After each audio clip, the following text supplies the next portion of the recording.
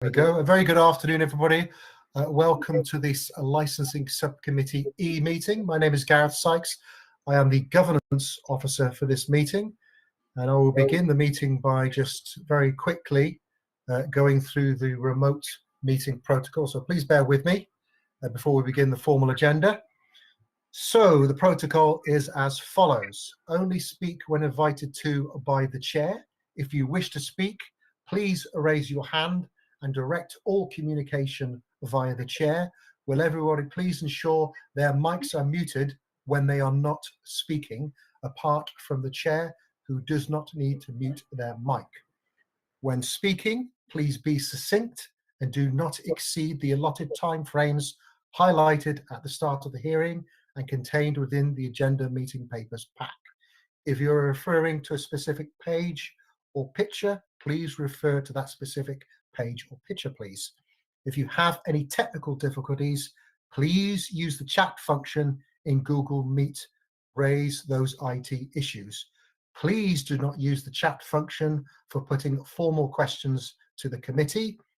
Any persistent disruptive behaviour will result in removal from the meeting. If there is more than one application, but in the case of this meeting, there isn't, so I can skip that bullet point and on to the next one. Applicants and all other parties will be asked to leave the proceedings once the meeting has concluded. And once all applications have been considered by any remaining parties, obviously the meeting will end. So that finishes the remote meeting protocol. So we will start the formal meeting agenda by electing a chair.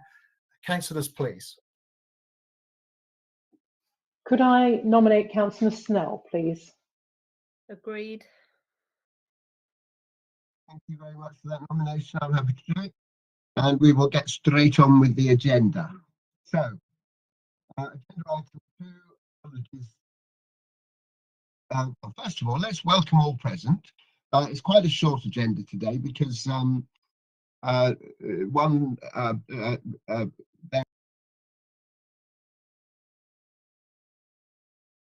variation application has been resolved with officers, and there's no temporary event notices. So tonight's meeting is only considering this application to review the licence of London Tavern.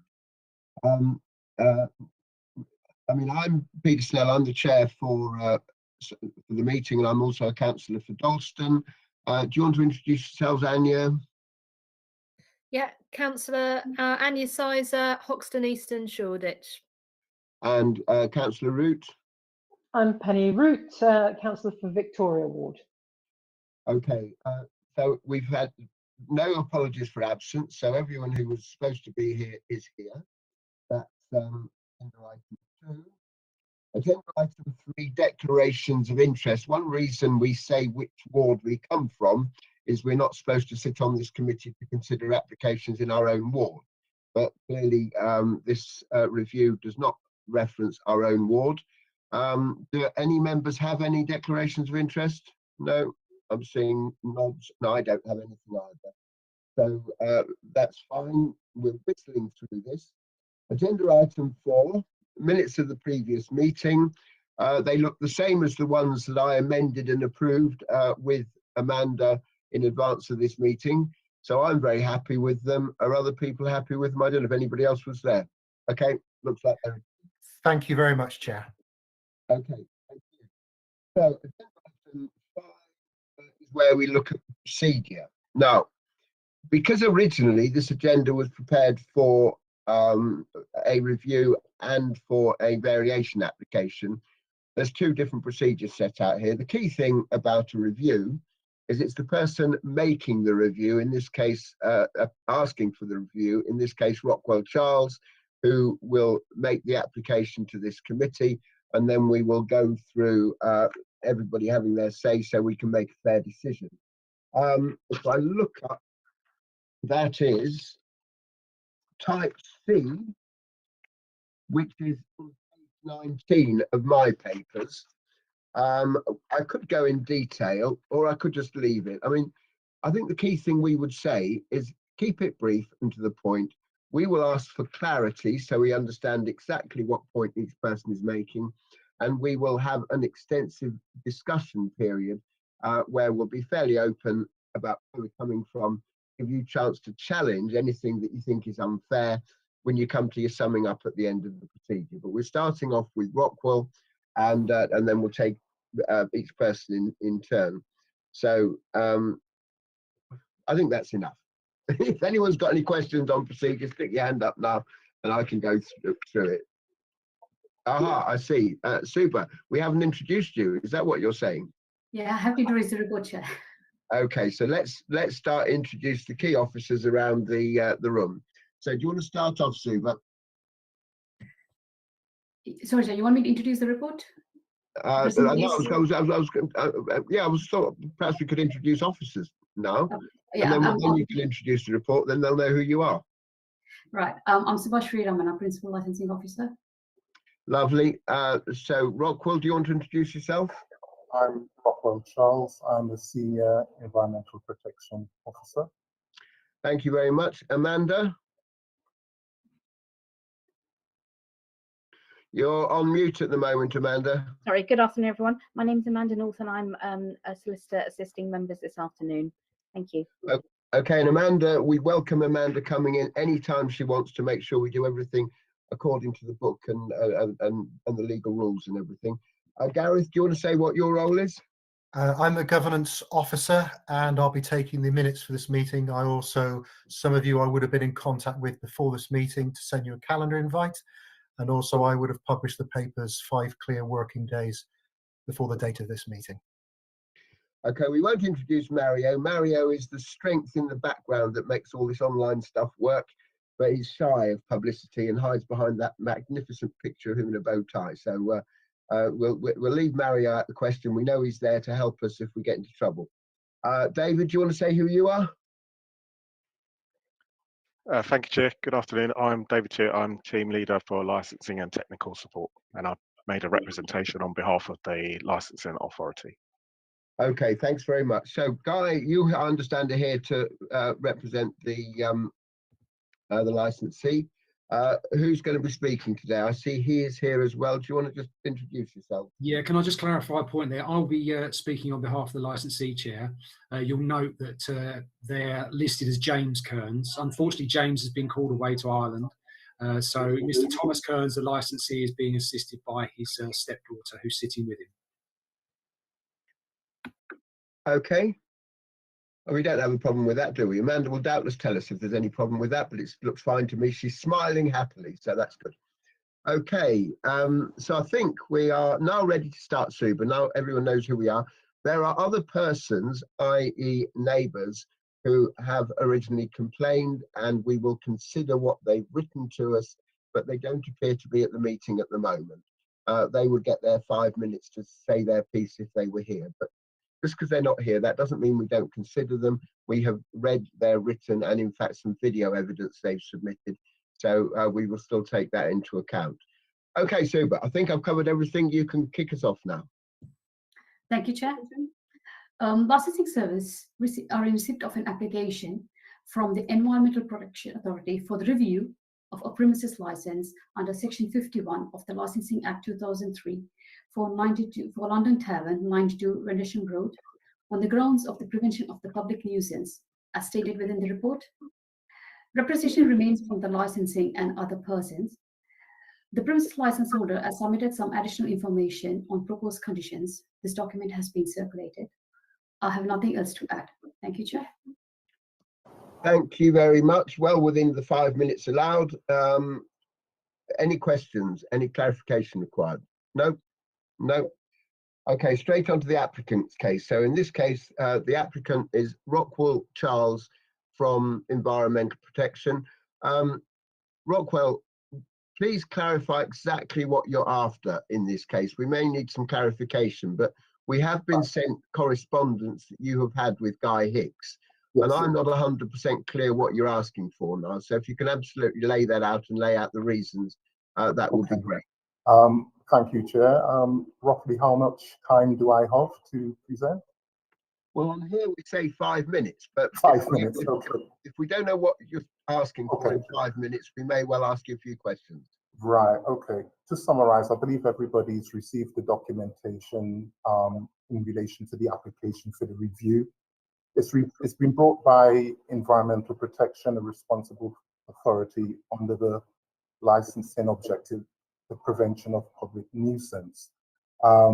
What I'm asking for in this review, or the recommendations, if the committee is mindful, is to modify and exclude a licensable activity from the premises license.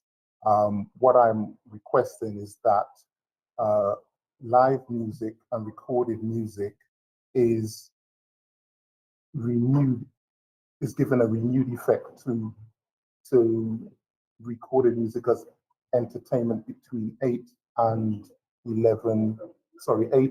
to 11 p.m. I'm asking for music to be removed in its entirety from the license. That's what in short. Say a bit more and I might ask some questions about that. Sorry, I can't. So give a bit more justification. We have All already. right, justification, because you gave me 5 minutes. All right, I will go through it in some depth. Right, okay. Environmental Protection has received 26 official noise complaints from 10 separate residents regarding loud amplified music over a 6 month period between the 14th of May 2021 to the 2nd of November 2021. You could see this on Appendix 2 on the pages 46 to 50 of the documentation. The music originated from within the pub and from the external speakers affixed to the building. There have been additional complaints about noise from patrons using the outside seating area, which was recently constructed. This area was refused planning consent, but it's currently being investigated by the local authority, the local planning authority. That's a separate entity. On the 5th of June, I attended the London Tariff and heard loud amplified music that was at 10 o'clock at night, spilling out into the residential area. It was that the double doors to the front was left open and the music was clearly audible 25 meters away outside Kenyon Hall Road, the residential properties. I approached the pub and tried to speak to the premises license holder. That proved counterproductive. And the music continued at the same level of when I left. Details of the discussions that I had with the premises license, or I believe is the premises license holder, is in Appendix 3 on page 51 of the report. During that visit on the 5th of June, I tried to explain to an individual who I believe is the premises license holder that the council had received complaints. We recognized that during the COVID restrictions that, you know, it had been detrimental to these pubs, but the person was not approachable, and for safety reasons, I had to disengage from the actual discussions. I followed up with a letter to the premises license holder and that's on page 51 of the document. Sorry, that's on page 52 of the documentation. During this time, I haven't heard back from the premises license holder. And then on the 15th of October, I revisited and heard music again from the external speakers, which are fixed to the building.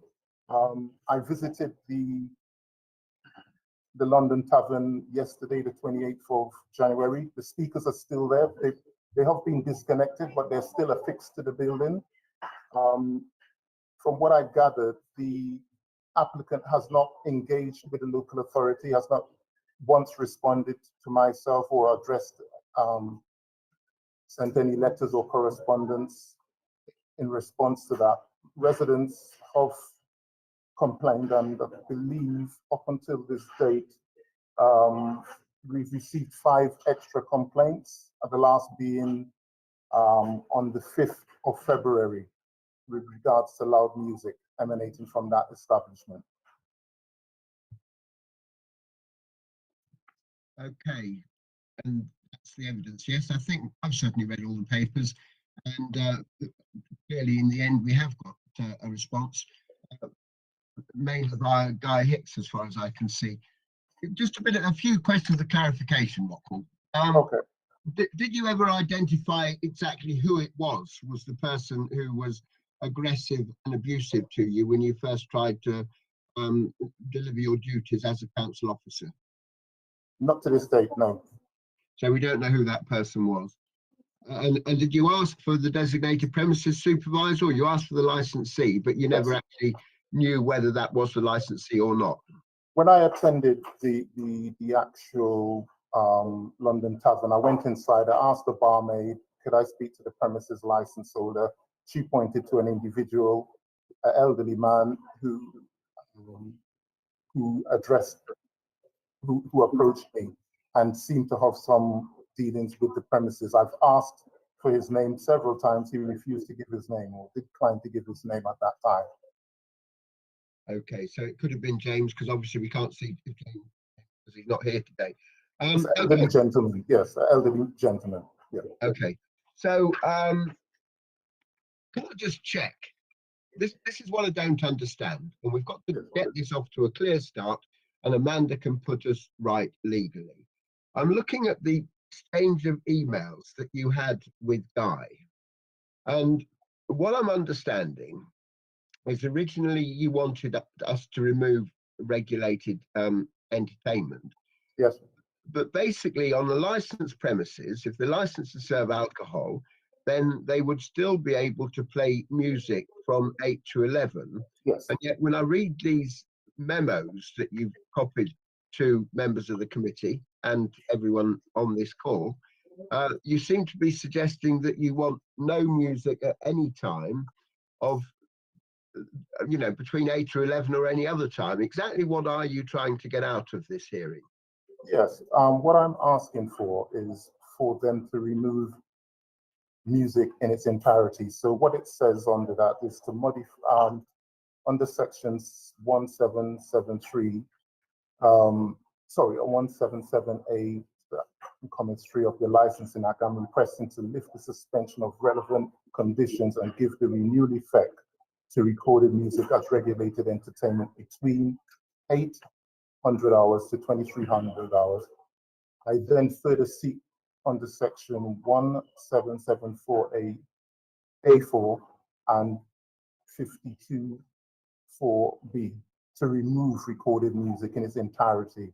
That's in recorded music and live music in its entirety. So in effect, what I'm asking for is to bring back regulated entertainment into the license and then remove it so they don't have it under the Live Music Act. So in its entirety, they can't play regulated entertainment or any form of music within the venue. Okay, and Amanda, I mean, can you just advise us quickly if that's doable? I mean, basically, it's a complete ban on music all times of day and in the extra hours after 11 o'clock. Is that correct? Yes, we can remove the regulated entertainment because a review has been called, and that's within your powers to do that. Despite live music, whatever you call that. Okay. Yes. Any questions here from? We're still on clarification here, but I was a bit confused there. Anya or Penny, any clarification needed? No, I think that's clear. I'm just a bit surprised that we're able to override the Live Music Act like that. I didn't realise we could do that, but so long as everybody's comfortable that we can, then that's good. I'm a bit surprised as well, but you're breaking new ground for us, Rockwell. Sorry? Don't worry, just joking. Okay. You all right, Anya? Yes, thank you for asking for the clarification, because it was wider than the parameters that I thought it was. So I appreciate you doing that. Thank you. Okay, so back to my hearing. I think who comes on next? I think it's David, isn't it? Right, responsible authorities case. We've got that. No, I think isn't it Mr. Hicks would be next. Is Mr. Hicks here? Oh, sorry. I'm here, Chair. Sorry, I'm thinking of you in your old hat with a police hat on. But anyway, No, not anymore. let me make sure I'm looking at the right thing. Go on. Say your piece, Guy, while I sort my papers out. Chair, I'm happy to wait for you to sort your papers out first so that you can give 100% attention to what I'm saying. I think it's important. So I'm happy to just wait, Chair, if that's okay. Chair, I've got the review procedure in front of me here, procedure type C. So we've heard from the applicant. And step 4, according to the procedure in front of me, the chair will invite the relevant responsible authorities. Oh, exactly. That's what I was looking at. That's what I've got in front of me. So we've In which heard case, from, it will be Mr. Chewett. I'll be Mr. Chair. Sorry, Guy, you'll have to wait your turn. Thank Apologies. you. Come on, David. Thank you. I'll keep it very brief. My representation is in today's agenda, Appendix C. So I made that rep on the grounds of the prevention of crime, the prevention of public nuisance. But obviously, since making that representation, there have been some further discussions on conditions which have been circulated and are available today. I have some views on some of these, which I'll come to in the discussion phase. You'll see in my representation, I made reference to recent refusals of planning permission to retain seating areas outside the premises that have been constructed. The last thing I'll say at this part of the submission is that I do have some concerns, because as we've just heard that from Rockwell, that there have been some complaints as recently as last month. So I'm a bit concerned by that. You know, this review application was submitted on the 7th of December, and there have been discussions since then. So it's a bit of a concern if there have been complaints as recently as last month. But I'll leave it there for now, Chair. Thank you. I'll start with the clarity questions. So number 1, you did suggest that in view of how serious this non-compliance had been with a number of aspects of the council's enforcement areas, it was possible we might even consider revocation of the licence. Do you stand by that view? Yeah, I do. It could be considered. We generally at review applications go through the steps that are available to the subcommittee. So I don't see any reason why revocation couldn't be considered. You know, bearing in mind that the licensee, that our colleagues in environmental protection have engaged with the licensee, and that hadn't yielded any results. So it was on that basis that I made that statement, and I would say that I stand by that statement, Chair. Thank you. Okay, so we've had some movement since, in that the police came up with a series of conditions. Environmental protection then discussed those conditions with the police, as I understand it, and they have come up with some revised conditions which look to better address any noise concerns if we do decide not to take out entertainment altogether. Now, what isn't there within what Rockwell has suggested to us as revised conditions is in fact the requirement not to take glasses outside. Chair, sorry, can I very briefly interrupt you? Those conditions were written by us and offered by us. They haven't been submitted by the police or the environmental protection officer. They've come from us. Where they came from. Okay. It is a concern to me then that the conditions submitted by Hicks on behalf of the licensee would still permit glasses to be taken outside, whereas the police conditions would have stopped that. What is your view on that? If we decide that we are going to continue to allow this license to go forward, what's your view on taking glasses outside? I think because the application sort of originates from music noise issues, or predominantly, from my understanding, I don't see any reason why up until the agreed time, I think it was 9 p.m. I don't see any reason why customers couldn't take their drinks outside. A limited number of customers. I think that's been suggested, isn't it? A limited number of customers outside up to 9 p.m. and then smokers only after that point. Okay, thanks for that clarity. Very helpful. Penny, Anya, any questions? Just one question, which I perhaps should know the answer to. If they were taking drinks outside, would they have to be in plastic containers?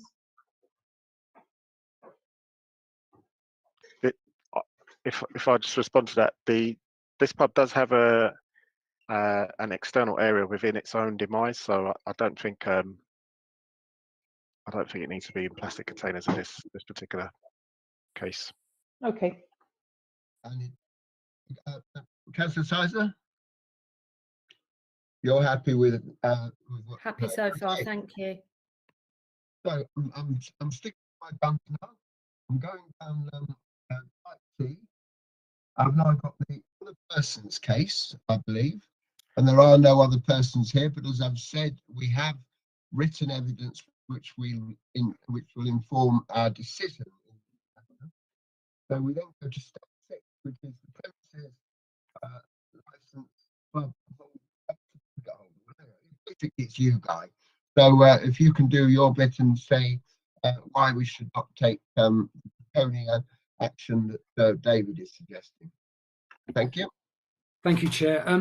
I think the first thing I would like to do is address the 5 new complaints. That's the first that we've heard of it sitting in this hearing, and I think it would have been reasonable for the environmental health officer there to actually let me know that there's been 5 further, so that we can actually investigate those. So I'd ask you to discard that, or at least give limited weight to that, because we haven't had a chance to look at what are those complaints about. Was it actually us? I've briefly spoken to the to Mr. Kearns, the licensee, whilst you were chatting there, and he knows nothing about those and doesn't believe that anyone from his pub has created any noise in terms of music. So you've heard that there's 26 complaints from 10 complainants. And again, I'd ask you to reduce the weight when giving consideration to those. Firstly, because we, and I'm saying the royal we, the London Tavern, myself, we're unable to scrutinise the evidence in the first instance. The complaints are anonymous, and therefore we can't ascertain whether there's any vexatious complaints within that. One or more mention violence, and there's no evidence of that. And one or more mentions drugs, there's no evidence of that. And indeed, this is backed up by the simple reason this review has been taken out is because of public nuisance. There's no mention of crime or disorder anywhere.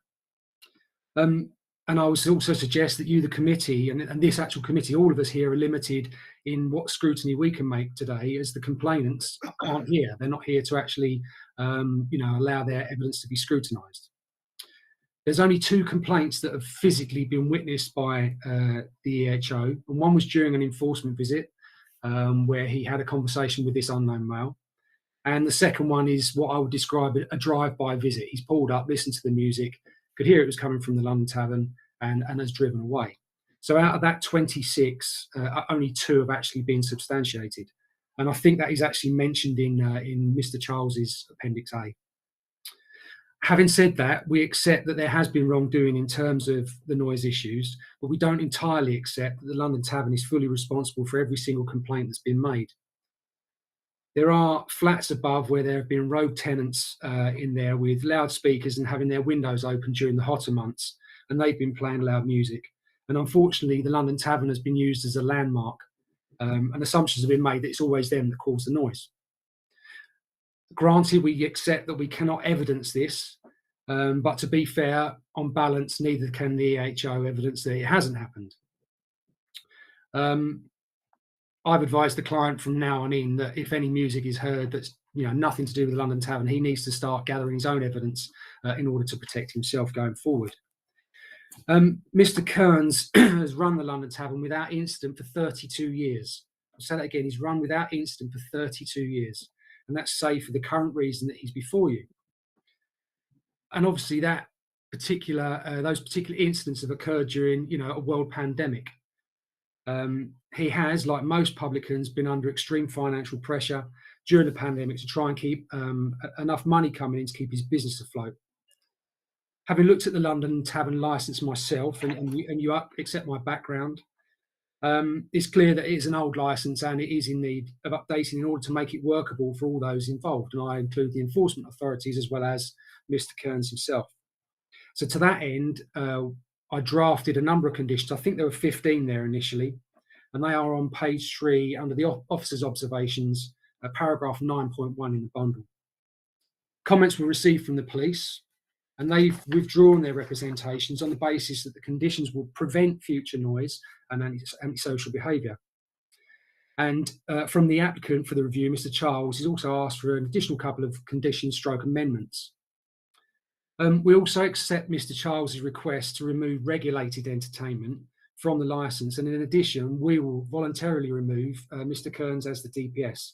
And I think I sent an email yesterday with the details of our proposed DPS, but there's been no mention of that, unfortunately. But I do have those details in front of me, and again, we accept that they are subject to the usual checks by the police. In relation to the speakers mentioned, yes, unfortunately, they are still attached to the wall. I've had a number of conversations with Mr. Kearns about this and his son James. They do need to be removed. They were immediately unplugged, and I witnessed James unplugging them myself. He ripped the wires out the back of them, so they are unusable, but I totally agree they do need to be removed, and they are not currently in use, and they won't be in use going forward. In relation to the conditions, you will see that besides the standard challenge 25, those standard sort of conditions, there are a number which deal with the specific reasons behind this review. To remind you, public nuisance, and they are condition 4, 5, 11, 13, 14, 15 and 16. 4, 5, 11, 13, 14, 15 and 16. Mr. Charles has amended some of these, and I haven't seen that in the bundle, his amendments in the bundle, so I'm not sure if you have those in front of you. But generally we are in agreement with his amendments, although there's some minor points that do need to be raised, and perhaps this could be done in the discussion phase, particularly in relation to condition 13. As you can see, Chair, we've tried to deal with as many issues as possible prior to the hearing to hopefully make this process an easier decision for the committee going forward. The one area we cannot agree on, though, and would ask you to seriously consider, is the request for removal of all forms of entertainment, thereby rendering the venue unable to rely on the activities that are permissible under the Live Music Act. Reasons for this then going forward are this would seriously devalue the licence, which in the near future Mr. Kearns does intend retiring, and making way for another operator. It wouldn't necessarily make it unsaleable, but it would certainly reduce the value of that licence. Current turnover is very low, has been for some time, and the removal of any music, etc., will further hit the venue financially. And let's face it, they're not Wetherspoons. We've offered conditions, change the DPS, speakers have been removed, and removal of regulated entertainment will stop the behaviour that has initiated this review in the first place, and it will manage the noise from the venue should they have background music, a DJ on New Year's Eve, a man in the corner playing guitar, whatever it may be. This is the first time that Mr. Kearns has been subject to enforcement action, and it is my assertion that, bearing in mind only 2 incidents have been physically witnessed, we dispute all 26 complaints relating to the London Tavern. That should you choose, we dispute whether all of those complaints relate to the London Tavern, so we accept some do, but we dispute that the whole lot relate to them. That should you choose to amend the licence conditions, remove the DPS and regulated entertainment, on balance, it would actually appear to be a disproportionate punishment for the licensee. I use the word punishment in inverted commas, because I understand that the duty of this committee is not to punish people, but I to be honest, I can't think of another word to use in place of that. Mr. Stewart has mentioned planning. This is subject to an ongoing appeal. So I'm reluctant to discuss that here because I'm not a planning expert, and I wouldn't want to sit here and say something that will then affect their appeal going forward. However, that's not to say that we haven't considered the outside area,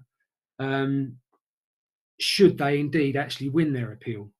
And And if it is successful, the conditions mentioned will deal with the controlling the outside area, and should the, and I use inverted commas, the sheds, the shelters, whatever you want to call them outside, remain, even if the appeal is not successful, there's been benches outside the pub for 32 years. And they will now, you know, going forward, if you accept what's being offered, they will be subject to the same tight conditions to control the noise, control patrons outside, going forward. So either way, if they win their appeal, subject to the same conditions. If they don't, subject to the same conditions. In terms of what's available to you to you know, the tools available to you today, one of them, yes, is revocation. I don't think I can stress enough to you that this would be completely, you know, using a sledgehammer to crack a walnut.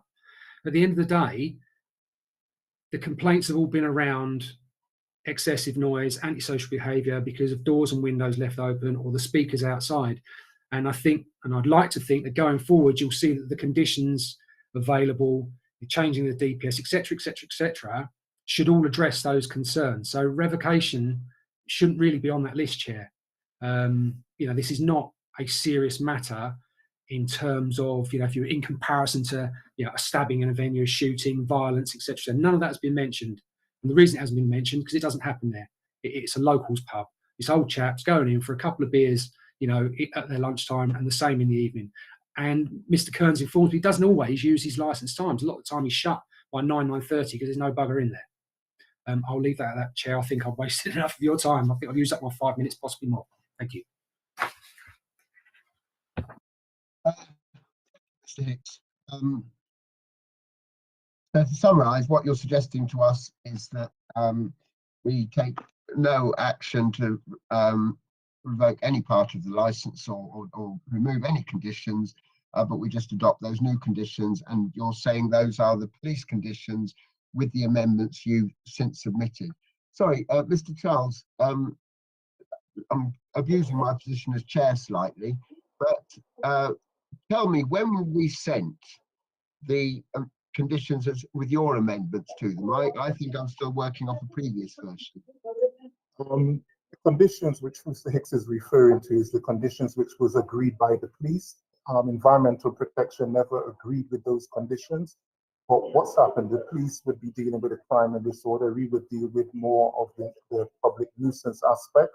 So in looking at those conditions, I kind of tightened them up, but that was not something which I was offering up to this committee. That's something that Mr. Hicks put forward and the police agreed. I looked at it, and some of the conditions, as it was the police, I tightened it up in regards to noise. Okay, Mr. Hicks, can you clarify on that? I might need to dig out my emails to show that environmental health were happy with those conditions. Yep, you could do that. I didn't agree with those conditions. I'm confused, Chair, because my understanding was that, that Mr. Charles was happy with those conditions, but the one sticking point we had was complete and utter removal of regulated entertainment and deregulated entertainment. Okay, sorry, Chair, because otherwise, why, if Mr. Charles didn't agree with those conditions, why then come back and say, give me a list of stuff that he wanted amended? If he's not happy, he's not happy. We don't amend anything then, do we? Let's leave that for discussion. Thank you. Councillors Root and Sizer, any questions? I've just got a question for Mr. Hicks, really, which is, you know, as you've described this pub, it sounds to me like it's a kind of an old geezer's pub. And I wonder, therefore, why music is so important, because you said it's not a Wetherspoons, but actually one of the things about Wetherspoons is that they don't have very much music, because the old geezers go to Wetherspoons too, and they like to be able to hear each other talk. So I wonder why it's so important that you keep the music license. And actually, if it isn't actually rather more to do with the licensee's kind of retirement fund, that actually what you're really only concerned about is selling on the license with music, because it won't be worth so much otherwise. And I'm not sure, given the number of complaints that we have, that would trump those complaints which are immediate and pressing, and it would seem ongoing as well. Okay, Chair, the word answer. I'm not going to hide from the fact that, yeah, of course, we don't want to devalue the licence. That is important to Mr. Kearns.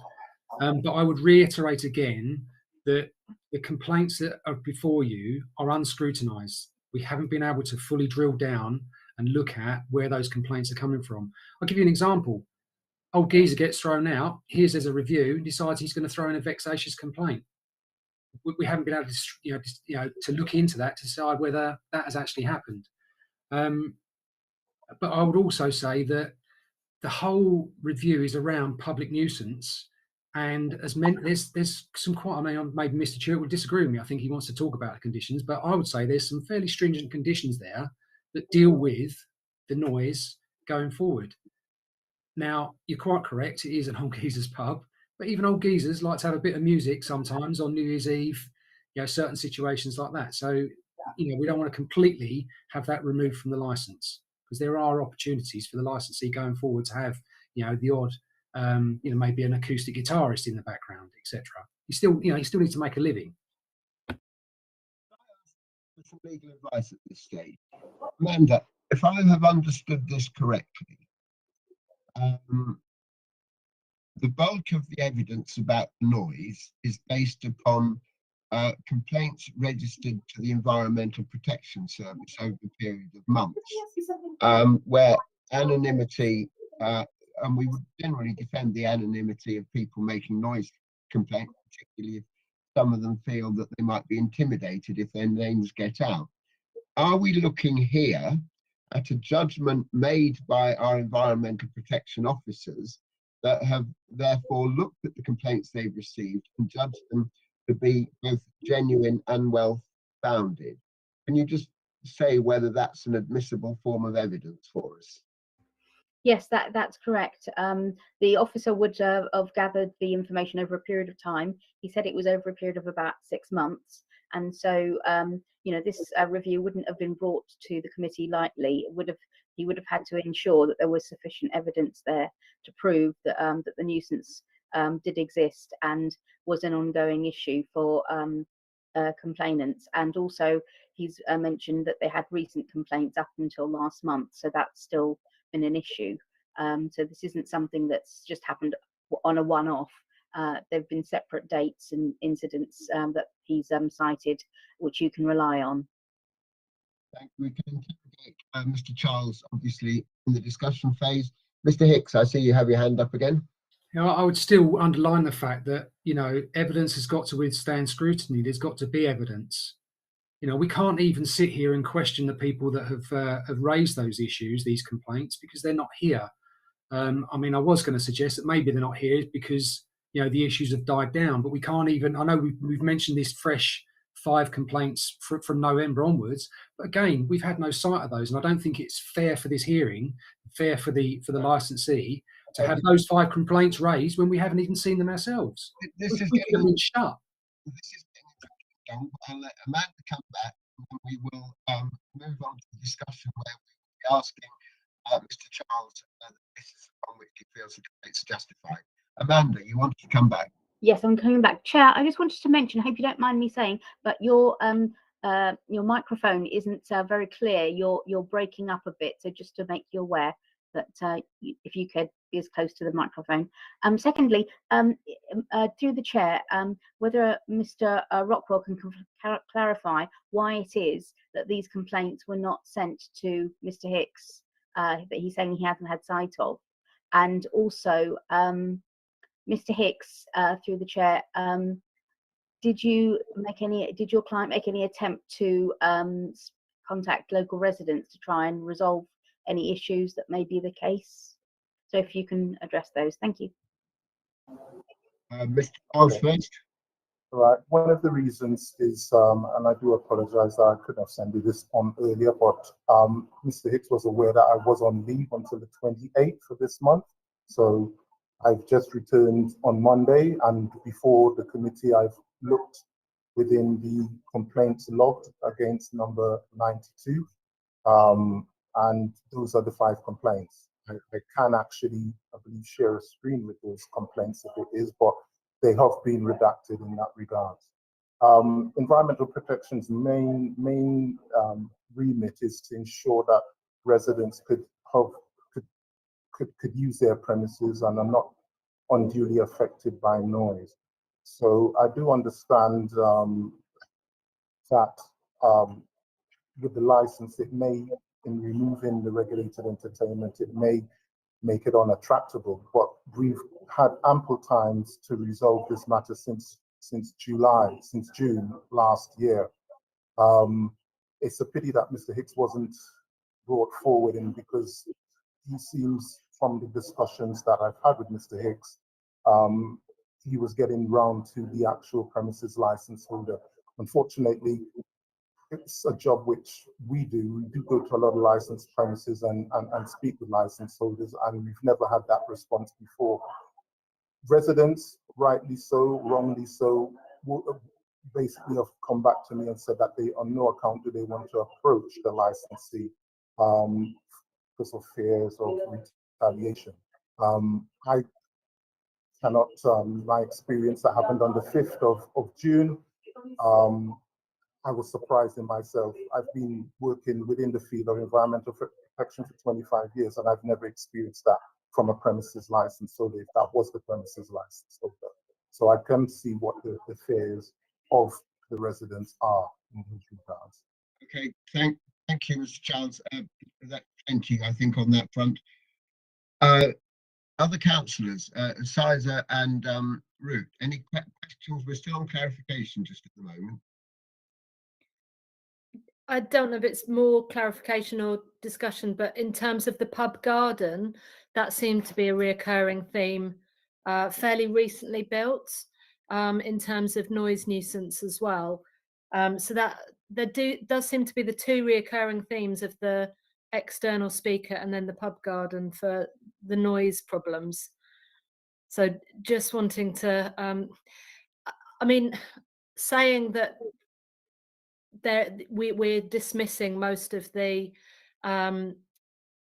suggestions when there seem to be different themes. It doesn't feel like they've all been sent en masse. They seem different enough from reading them that they need to be listened to. A very good point. I think we're heading towards the discussion phase. Councillor Root, questions or discussion, anything you'd like to say? I suppose on the discussion side, I have got something to ask about, but it's not really a clarification thing, I don't think. Shall I ask it anyway? Ask it anyway, and let's get the discussion moving. Okay. I mean, it was really just to do with Mr. Charles's visit back in June and the comments that he's just made now. It does seem to me pretty extraordinary that somebody who was pointed out as the premises license holder was as rude and dismissive as they were. And I don't think that Mr. Hicks has really addressed that issue at all. I'd just like to hear what he's got to say about that incident. Okay, is everybody happy if we start moving into the discussion phase, which is going to be far more interactive, in which case I'll go straight to Guy and he can respond to that comment from Councillor Root. I think I've got 3 comments to respond to there. The first was Amanda's in terms of engagement with other residents. The answer to that is yes. There was I think it's even in the evidence bundle, there's a Facebook plea from a resident in terms of turning the music down. And if you look, there is a response that hasn't actually been fully printed out. And I've spoken to James, who's dealt with the Facebook page and stuff, and he showed me where he's actually responded to that complaint and not had an answer back for some 6 months. And it was a weird answer that came back from the young lady 6 months after the actual event. So they have tried to engage with residents. That was that point. In terms of the pub garden isn't new. The pub garden's been there for 32 years. What is new is that there's been a small fenced area, and they're like shelters that have been put up over the tables. There's a load of tables and chairs that have been there all that time, and they've built shelters over the top to protect people from the elements, so that they can still continue serving during the COVID issue. Sorry, Chair, and I've missed the third. What was the third point, Councillor Rout? Sorry. The third point was about the incident when the apparent licensee was rude to Mr. Yes. Charles.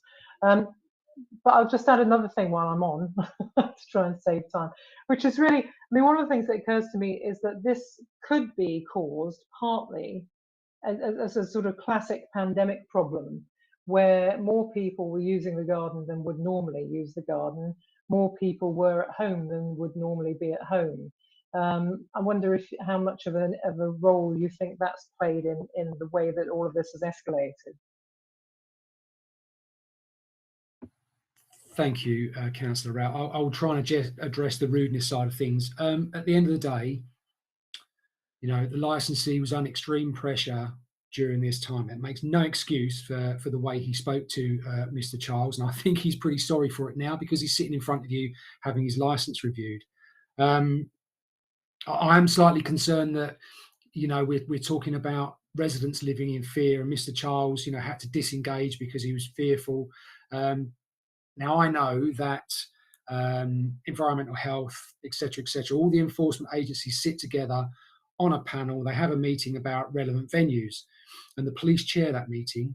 And I know that there's the facility for any one of those enforcement agencies to speak to the police and say, we've got this problem. The last time we went to the London Tavern, the landlord was particularly rude and aggressive, threatening, etc. Will you help us out on a visit?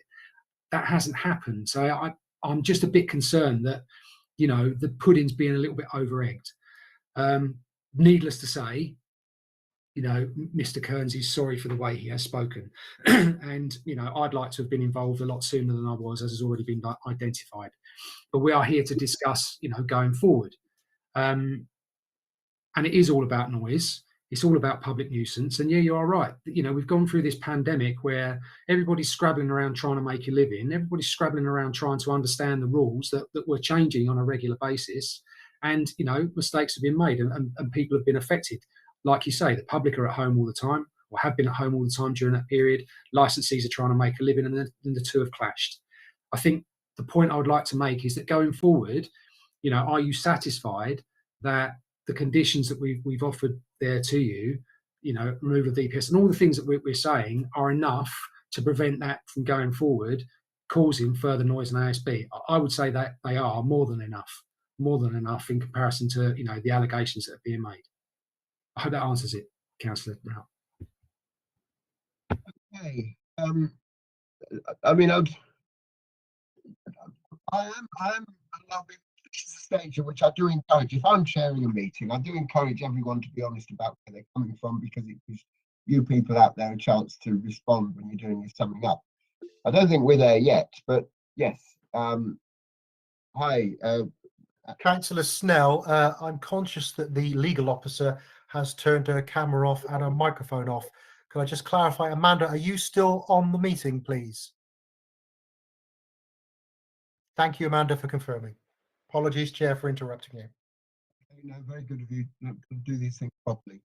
Okay, so I must admit, it is pretty silly to not work with officers. And obviously, Guy, I agree with you. You should have been involved a long time ago, because there's been a whole period of silence where we've not been able to work to resolve these issues. I am also listening to what you're saying about needing a proportionate response. And I am concerned that some of the more extreme actions that are being presented to us are not appropriate to me, I'll be honest with you. But I certainly am not prepared to say that there was not a noise nuisance emanating from these premises that needed dealing with. And quite honestly, the idea that you have a load of external speakers outside a pub, once there's already a history of complaints from the neighbours, I mean, it just seems crazy. So I just do not know what was going on there. The other thing that I would point out, and this comes up quite often, we know you've been through a tough time. The council has, in fact, directly funded a number of schemes to help entertainment businesses get back on their feet again. So we're absolutely sympathetic to that. But the concept that we have to upset all the neighbours because that's the only way we can run this business at a profit is a non-starter. You know, it's to suggest that you can only run a place at a profit and stay afloat by upsetting all the neighbours and undermining the licensing objectives is not a convincing argument. But I am absolutely hearing what you said there about the proportionate response. and hopefully in the discussion and in any summing up, either David or Rockwell can explain to us why they think the response they're suggesting is proportionate. So that's where I'm coming from. I don't know if Anya or Penny, you've got your hand up. Do you want to come back in? Yeah, I'm just a bit curious about this confusion that there is between the suggested conditions. I wonder, how did that confusion occur? That Mr. Hicks proposed some conditions that he thought Mr. Charles had approved, but then Mr. Charles says he hasn't approved them. I'm sort of trying to get to the bottom of that. And I suppose on the issue of proportionality, why do you think, Mr. Charles, that those conditions don't go far enough? The conditions, as I said, that was agreed between the police and Mr. Hicks. And one of the reasons why I believe those conditions don't go far enough is because in regards to noise control, we're not reliant on the individual. We try to put in systems. So for instance, if there was like a lobby door, or let's say it had secondary glazing or sound limiter, then all well and good. The thing is that we're depending on an individual who has not engaged with the local authority, has continued complaints ongoing, has had the time and had the initiative, could have taken the initiative. I went down there yesterday and the speakers are still there. There's some wires snipped off of them, but there's nothing stopping them from just reconnecting. I'm not saying that they would, but what I would have thought, as in the spirit of what we said, and Mr. Hicks was also sent an email saying that it's disconnected and he's going to take them down. They haven't taken those speakers down. Where it's come also with the seated area. Okay, I know that is a planning issue, but we're dealing with that separately, and we've had complaints with regards to that. That area was supposed to be taken down, but they're appealing against it. So it's like a brick wall we come up to all the time. So from the conditions that were put forward, that was agreed with the police. I looked at those conditions, and what I did was to amend them, not in the agreement that I agreed with Mr. Hicks, but in the agreement that, not in the agreement, it was that those conditions weren't tight enough. But what I'm asking for is for, the premises is more of a drinking establishment. It's not suitable for the loud music that they've been playing there. And what I'm asking for is to remove the music, because I don't have faith of management controlling that actual establishment. And there's no systems in place to actually effectively control the noise levels. It's therefore the only alternative I could see is to remove the entertainment element from the license. Thank you. Councillor Snow, if I can just say, it does seem to me kind of almost provocative not to remove the speakers. You're looking at somebody getting on a ladder with a screwdriver, basically. And certainly, if you've got neighbours who are upset about noise, not to take those speakers down, it seems a bit daft, really, because it's the obvious action which would have sort of shown some intent to reach a compromise with neighbours. So I suppose my question now to Mr. Hicks would be, what can you offer us by way of any kind of reassurance that we could feel comfortable with, that actually the licensee would engage properly with the authorities from here on in? I'll go and take the bloody speakers down myself, Chair. I don't know if that gives you comfort. I'll go with Gareth about that language, please. Sorry, my apologies. Yeah, I mean, I'm disappointed the speakers haven't been taken down. You are quite correct.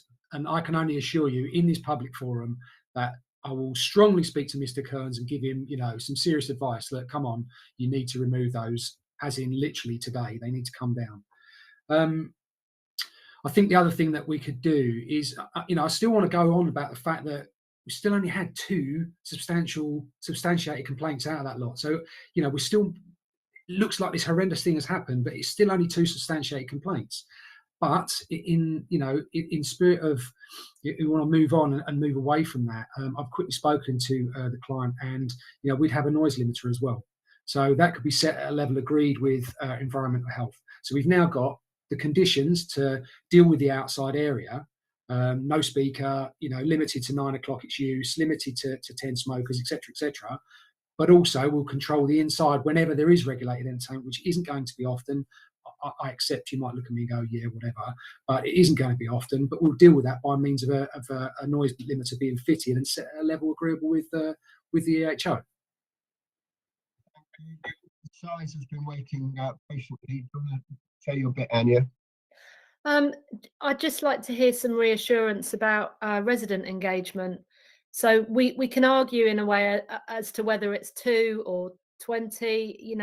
I think it's quite hard to totally dismiss all of them. I'm still not convinced that we can just say there's only 2. But even if there's only 2 residents that have been kept awake and had their family life disturbed, what are we going to do in terms of resident engagement going forward, and not just as a one-off but as a regular? How will we ensure that residents are brought with us? Yeah, wholeheartedly agree. At the end of the day, you're right. 2, 20, 50, 1. I get that. If someone's had their peace disturbed, they should be able to go forward and get a night's sleep, 100%. So if you look in the conditions, you'll see on there that one of those conditions, if you just allow me a minute to quickly page down,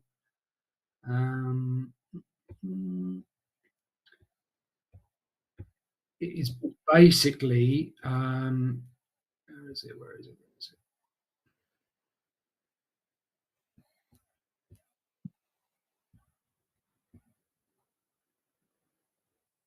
Yeah, so if you look at condition 11, the licence holder shall provide and maintain a dedicated telephone number of the designated premises supervisor for use by any responsible authority or any person who may wish to make a complaint during the operation of the licence. This shall be provided to the licensing authority, police and local residents associations. The licence holder shall ensure that any changes to these details are sent to these parties within 7 days.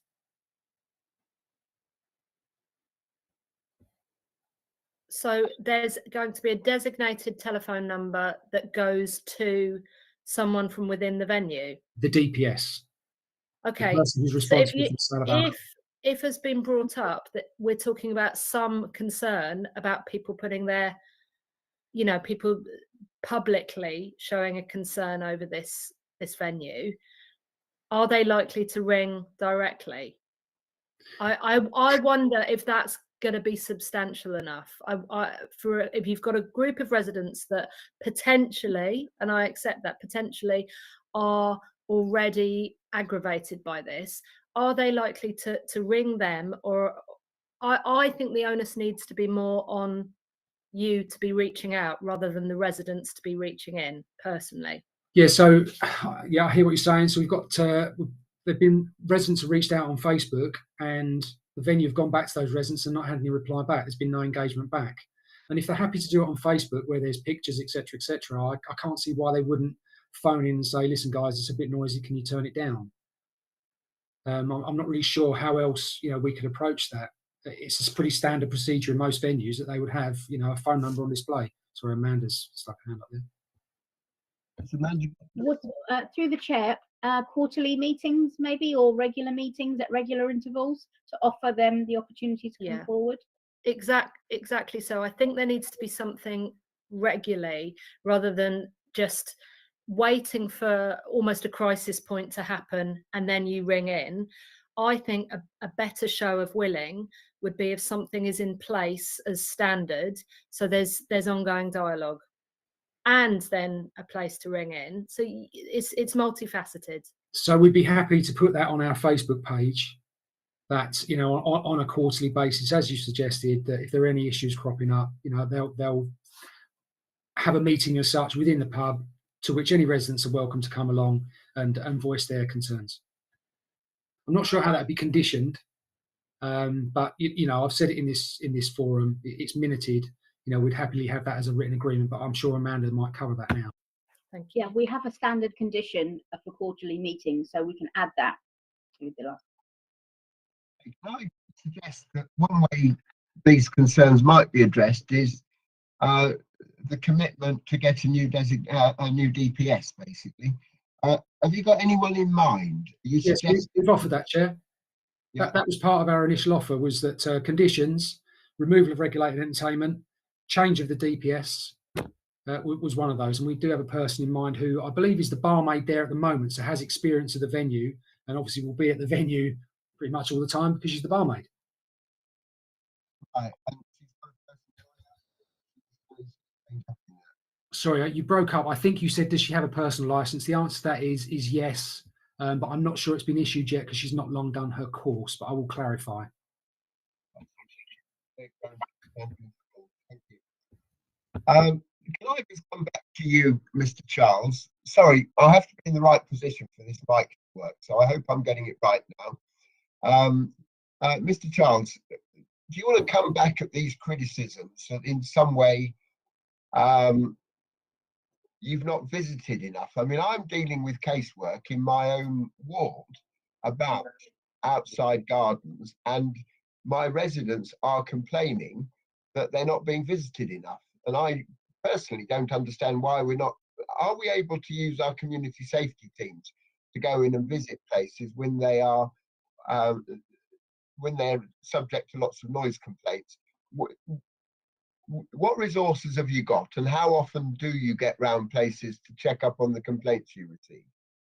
Sorry, are you talking about outside gardens specifically? Are you outside areas? Yeah, well, it's a very similar case to this one, in fact, that residents are complaining about. Sorry, about noise from the patrons or music? No. Well, it's not music related. This is noise from the patrons.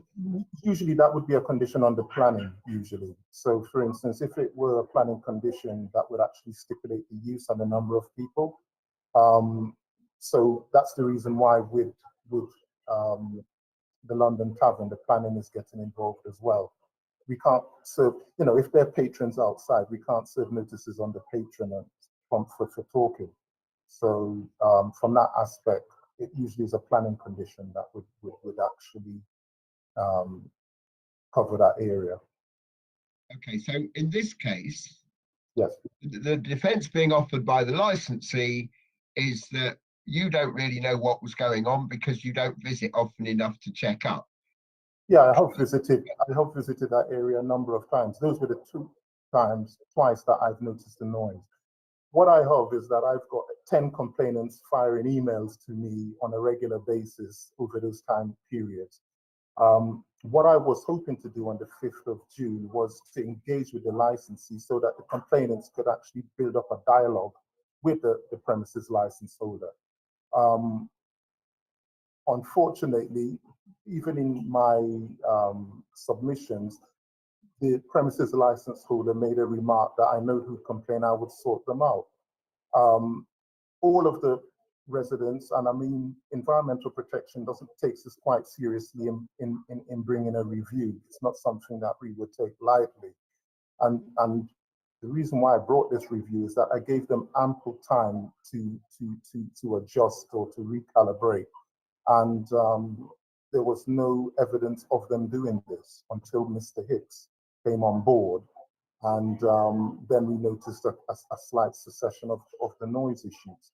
Now, on this same night, I went around to a number of other licensed premises, didn't get the similar response, but you could understand that a lot of the licensees were anxious because of this COVID. But then when we told them that they had complaints, they engaged with the neighbors, and the neighbors saw it that they weren't being, their concerns were actually addressed. On this instance, yes, there is a number of complaints, 10. Mr. Hicks didn't see the names of those complaints. I find it difficult in one sense that they couldn't be here in committee and I'm presenting it. But because of fears of retaliation, that's the reasons why they did not want to attend. And hence is the reason that I'm actually presenting this to the committee, because they can't approach the premises. Even if there were meetings set up, depending on who takes over, they will probably still come back and complain to myself. So in going forward, the only thing that I could see that would resolve this matter is actually removing the entertainment element from the license in its entirety. Okay. Thank you. That's getting into the grounds of summing up. I'd be happy to move to summing up now. can we, can I see from Anya and Penny, are you happy we move now to summing up and then we retire to make a decision? Have we heard Absolutely. everything we need? No, and I can see Guy Hicks has got his hand up. So before we go to summing up, let's let him come in. Can I was just going to say something which Mr. Hicks might want to comment on too. And I suppose it does come back to that encounter last June with Mr. Charles, which obviously was ill-judged. But, you know, I am a bit concerned that people might be feeling that there's noise there and that they'd be intimidated to raise it in a forum which is public. And that's why I'm disinclined to disregard the complaints that have come through the environmental department, because that's the obvious way for somebody to complain if they don't want to be public. So I think we do need to take those complaints on board, whilst also recognizing that we can't actually quiz the people who are making those complaints. So I suppose my question to Mr. Hicks really is, given that there may be an element of intimidation of local people feeling that they might be frightened to come forward, has he got any comment on that, or indeed any sort of possible resolutions other than working rather more cooperatively with the enforcement officers when complaints are made? I think in the first instance, Councillor Rout, I would say there's no evidence of intimidation. Where's the evidence of, you know, with a policing background? I'm not accusing anybody of intimidating anybody, by the way. We've heard that word quite a lot, Councillor. You know, the licensee is intimidating towards Mr. Charles, and he's been intimidating towards residents, and there's no evidence of that. But and I'm certainly not asking you to dismiss all the complaints that have been put in front of you. But I'm just asking you to, and as I think you've already identified it anyway, is that the weight of evidence in those complaints should be less. You know, because they're not here. We're not able to scrutinise that. 5 of the complaints that apparently are the recent ones, we're not able to scrutinise. I haven't even seen them, you know, and in the interest of a fair hearing, I should have seen those. Going forward, and I think that's the important thing, you know, there's been this error of judgment. Mr. Kearns disputes saying that he'd ever turn around and say he will sort someone out. With respect to him, he's a very small 70-year-old man, and I'm not sure he's in a frame to sort people out. But he disputes saying that anyway. But you've identified yourself that going forward, what have we got in place? Well, certainly there's obviously the conditions that have been offered, but this license wouldn't survive another review. He doesn't want to be in this position. You know, he's learned a financial lesson out of this, I can assure you. He's learned a strong lesson going forward. He doesn't want to be in this position again. And that option to review the license is always there again for Mr. Charles or Mr. Jewett or whoever chooses to take that option. You know, it'll be there in the background as a bit of a cloud over him, knowing that, you know, if he has problems again, this is the likely outcome. You know, the license is likely to be revoked if he gets a review a second time round. I would also say that everyone deserves a chance, do they not?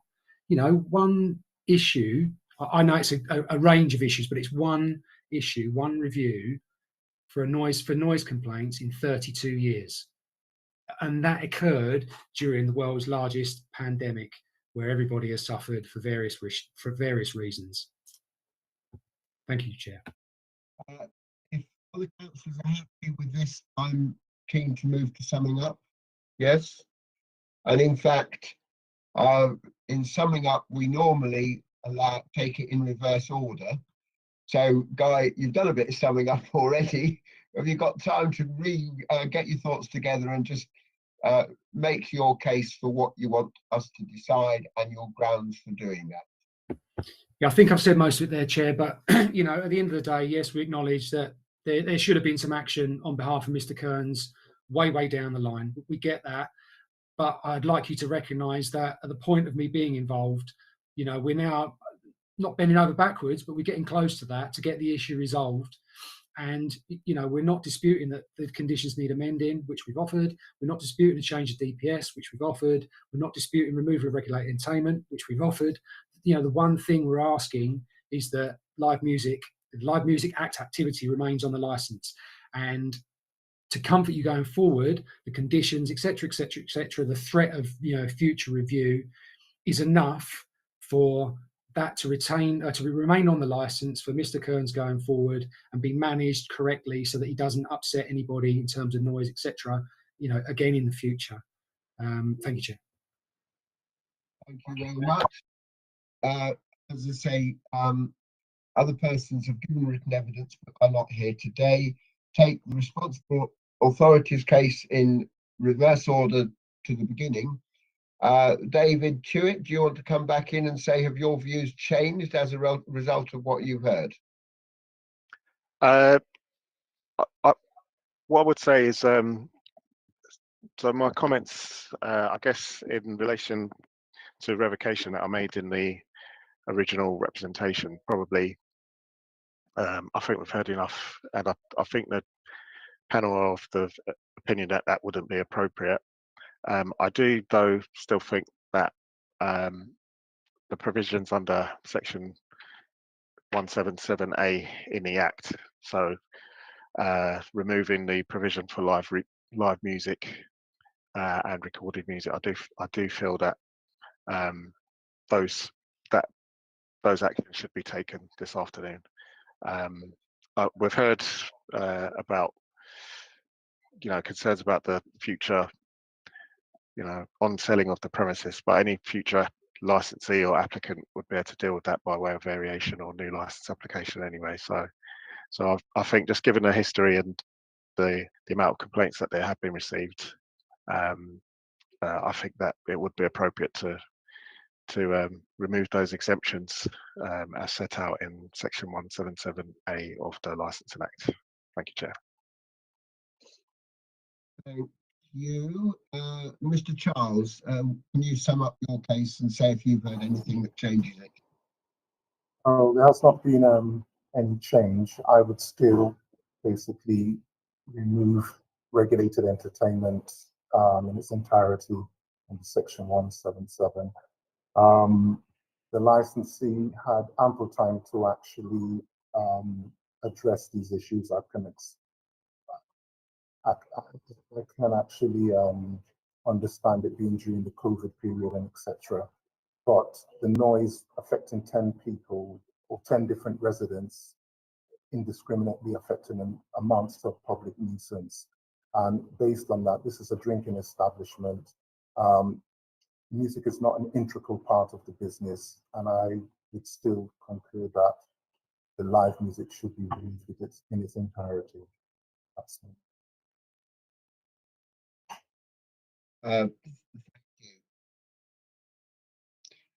Thank you. Okay. Sorry, could I just get you in here? If we take away the live music in its entirety, I've got this right, haven't I? If we take away the live music in its entirety, then there's no point in putting the noise management conditions in, because there won't be any live music. Have I understood that correctly? But isn't there a potential for other noise outside, etc., though, as well? So if we were minded to do that, Yeah. we would need to look at the proposed conditions and work out which weren't music specific. Okay, I think you're probably right. Yes, they're not music specific. Okay, thanks. I just wanted to get that out in the open before we suspended the meeting. Councillor Root. Yes, I was just going to say that unless I'm mistaken, Mr. Hicks said that they would be willing to put in a noise limiter, which they would set in accordance with the environmental health team, so that it was set at an appropriate measure. And I don't think that's in the list of conditions that we've currently got. Am I right about that? It's not, because that's something we've literally discussed during this hearing and offered during the hearing. And I just wondered, therefore, in the light of that, Mr. Charles hasn't addressed that specifically, and I just would like to hear what he would think about that. If you've got the door open, the limiter is not going to prevent the noise from escaping. So it's more down to the management. We would probably ask them to put in lobby doors, etc. But as I said, it's not a drinking establishment. And if a new licensee were to take on the premises and they can apply for a variation, I'm happy to go down to give advice on that. And even on the initial stages on the 5th of June, I was happy to give advice at that same stage, but we've passed that now. And the only way of controlling it, as I said, is to take away the recorded and live music from its entirety. So it's down to the actual management. Thank you. I think that's clear. We are at the point of summing up, and we must not introduce new items. But David Tuitt, on that basis, do you want to say something? Is it okay for me just to respond on that point about a noise limiter? I think that answers clarification. Yes, that should be all right. Yeah, I guess the concern I would have about that is a noise limiter is additional equipment, requires wiring and setup, etc. And something as simple as removal of the speakers externally, which just requires someone to go up a ladder and take them down, that wasn't done. So I'd be skeptical about how long it would take to install a noise limiter and the licensee's willingness to do that. We'll put a time limit on it then. We've had that. Thank you, David, but that's enough. Okay, I think we're now ready to go into private session and discuss our decision. Are we okay, Amanda? Have we covered everything? Yeah, I just want to double check though that the list of conditions that were sent through with the additional information, are we accepting the police conditions and the amendments from the EP officer? Is that correct or not?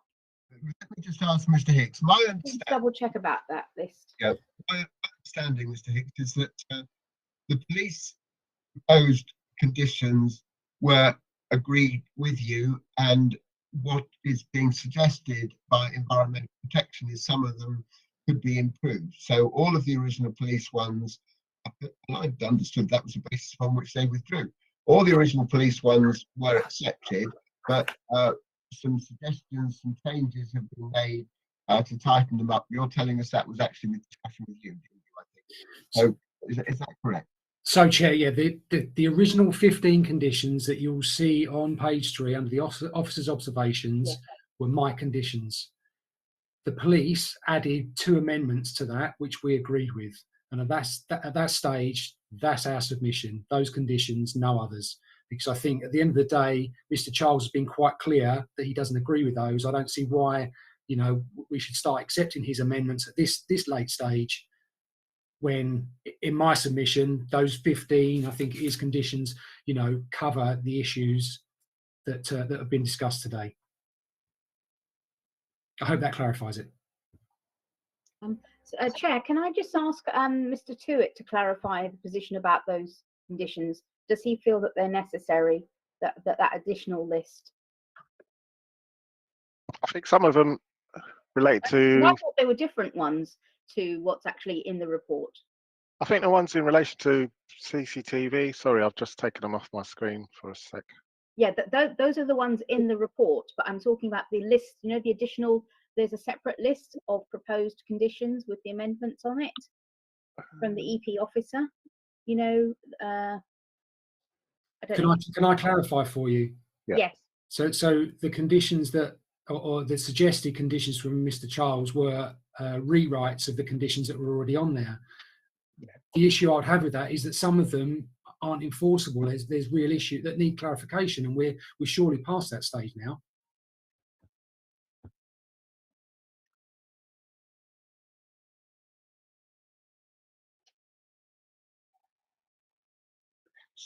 Apologies. Are you waiting for me still, Amanda? Yes. Sorry, yes. Just to double check what your view is on those conditions, so that members know. I think conditions in relation to notices, the smoking area, and refuse. I don't see any reason why those shouldn't be added. Maybe the conditions in relation to amplified sound and music, and then the one that makes direct reference to regulated entertainment. I don't think those would be appropriate to attach those. So it's the refuse, smoking area, and notices. Yeah. Chair, can I make a very quick point then in relation to the smoking area? Mr. Charles has mentioned on there that that area should be supervised. Can we have some clarity around what he means in relation to supervised? Does he mean that there's got to be someone permanently standing there supervising that area, which again has a big financial impact on the pub? And it's not necessarily practical. I mean, how can you condition to have someone standing supervising a smoking area? Or does he mean, can it be monitored over CCTV, for example? I bring this to a close. It seems to me that there are a number of options before us. We're basically going to have to work through the conditions that seem appropriate depending on our overall decision. And we've not been able to discuss every single one with you in advance. There is some scope for minor discussions after the event, but it does seem to me that I'm getting confused here, because it all depends on what we decide to do, whether we do decide to remove all the regulated entertainment or not. So we're just going to have to do our best with this, I'm afraid. I was going to disagree with you about something. I mean, the point is, it is a standard view of all licensing committees that we like space that can be overseen by the premises. I have no doubt that the other application that was on today's agenda and was decided under delegated powers, it was quite simply saying, if you have an outdoor space, it's got to be in front of your premises so you can keep an eye on it. We're not talking about full SIA coverage, but it is quite regular for us to say we want a degree of supervision. We want an eye line that means you can see what's going on out there, and you can be held responsible for what does go on out there. So that's the sort of thing that we expect, quite honestly, of all licensed premises. It's not clear in the condition, Chair, and that's why I raised it as an issue. I'm not saying that where that smoking area is positioned is wrong. It's fine. You know, where it is fine. I just wanted to seek clarification around, does he expect someone to continually supervise that area, or, as you've identified, if it's in the eye line of someone responsible, is that enough? And that was, you know, where I felt that the condition could have been potentially quite unfair. Okay, I think you'd have grounds for appeal if it was used unfairly. So I'm not. That is not a big issue to me. Can we draw that to a close? I mean, we're gonna take a bit of sorting out these conditions, I'm afraid, but we'll do. Chair, I think we need Mr. Rockwell, Mr. Charles, to clarify if it is that he's saying it needs to have someone there, or is it, what's his preference? So. Right. I believe you got the amended condition is for 13. It says a designated smoking area shall be located directly at the front of the London Tavern, facing Rendlesham Road. There shall be no more than 8 patrons using the designated smoking area at any one time, which shall be supervised by a responsible person from the premises to ensure that noise is kept to a minimum. So what you're looking at is, what we're just looking at is that if, let's say, for instance, the noise is getting loud, then somebody would have to be in front there to tell them to turn the noise down. It wouldn't be somebody there for like the whole 10 hours or whatever it is, but it would That's be, why you want to clarify. If you've got 2 people sitting out there smoking, why would they need that? But if people are getting boisterous, then you would expect somebody to supervise that. If you can make sure that's included in the minutes, that should give your client everything they need. Can we now move into a private meeting to decide our decision? Thank you very much for contributing to our understanding. Hang on. Chair, just for clarification then, are we, because you've mentioned several times about a private session, can I just be clear, we're actually formally finishing the meeting now? Sorry, yes. Yeah, thank you for clarifying. Okay, Also, I'm conscious of clarifying for the live stream as well. When we meet live, obviously we retire to a separate room, make a decision and come back. In current circumstances, the members of this committee, with their legal advisors and people to take notes, decide our decision, and it is generally announced to the applicant, if not the same day, certainly the following day, and then the written decision comes a bit later when we've had a chance to check it's been written up properly. Have I missed anything there, Amanda? No. So basically, we are now officers and councillors retired. Not obviously David, but the officers who support this committee are going to support us in making the decision. Thank you very much. Thank you, Chair, for clarifying. Thank So you, this Chair. now concludes the formal part of this licensing subcommittee meeting. So thank you for the officers who've attended, and also thank you for the representatives representing the premises license holder. Thank you. Thanks all. Bye bye now. Thank Thank you. you, Thank everyone. you.